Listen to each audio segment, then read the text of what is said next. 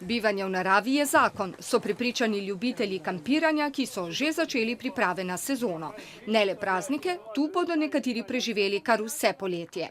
Tukaj smo že par let, super nam je tukaj, fenomenalno je. Drugi se raje razvajajo v hotelu. Letos bo nekdanji samostan obiskalo 20% več gostov, vračajo se Italijani. Poudarek je zagotovo na wellness programu in pa na kulinaričnih dobrotah. Siamo andati in piscina e siamo delle abitué.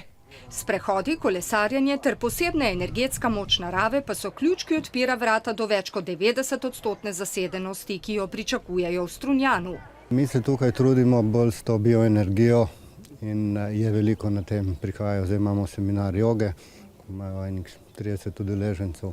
Novi poslovni prijemi in vlaganje v posodobitev se obrestujejo v Piranu. Vse več je tujih gostov, prilagajanje zahtevam trga je zato nujno. Ravno iz tega razloga imamo na določene dneve tudi do 38 različnih cen. Bo hotel Piran tudi v velikonočnem in na prvomajskem terminu 100% zaseden. Praznični vrvež je bilo čutiti že danes z otvoritvijo velikonočne tržnice. Te skupinice turistov, ki pridejo, si radi pogledajo, pa si radi kupijo kakšen spominek, ki je prav od tukaj, recimo tukaj narejen. Na svoj račun bodo prišli tudi ljubitelji kulturnih dogodkov. Imamo v soboto otvoritev zbirke Fabergéjevih jajc v Benečanki.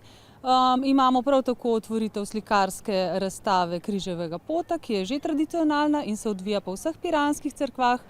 In še, vse je nared za začetek tradicionalne portoroške velikonočne regate.